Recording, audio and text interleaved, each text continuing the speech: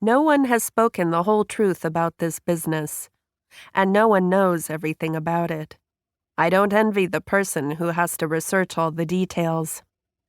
I think that by now, with so many stories still circulating, some of us are beginning to believe them, partly because there are so many legends that we've told and heard, and they carry all kinds of symbols and ideas.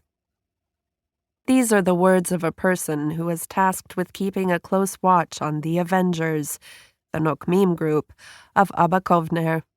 The task was assigned to him by the leaders of the Yishuv, the Jewish establishment in the land of Israel.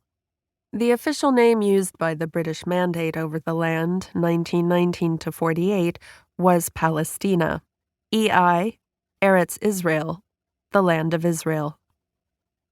Nevertheless, despite such an admonition, a historian who knows that a certain event occurred and that certain people were involved in it must ponder whether the event should be ignored on the simple grounds that in light of today's values, the story may not be understood, because it might, heaven forbid, have harmful effects, because it touches on a topic that Jewish tradition may have prohibited or surrounded with 100 barricades, or because certain legends and symbols may be damaged in its telling.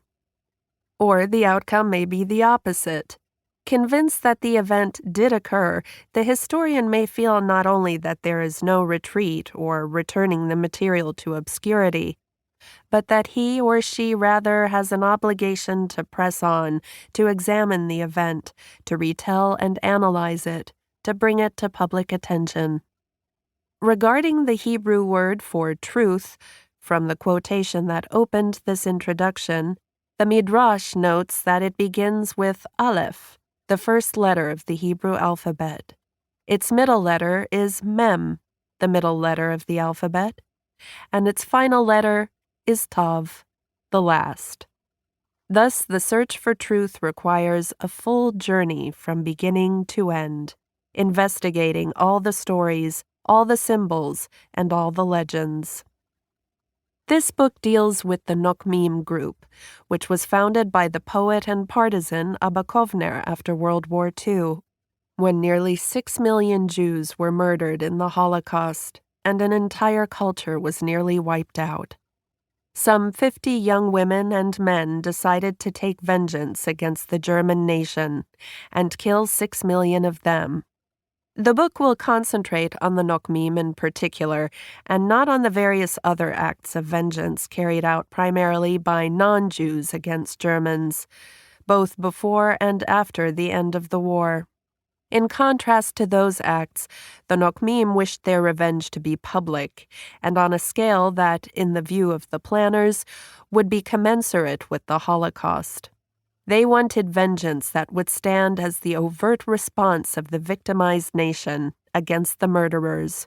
Vengeance to be recounted around the world, visited on millions. Vengeance that would strike the Germans in specific, but warn the rest of the world that Jewish blood would never again be forfeited as it had throughout history, and above all, during the Holocaust. Kovner's name for the group was an acronym spelling Din, the Hebrew word for justice, and standing for the blood of Israel remembers. The name also echoed Dayan, the Hebrew word for a judge, signaling that anyone attempting to kill Jews would now risk judgment and execution.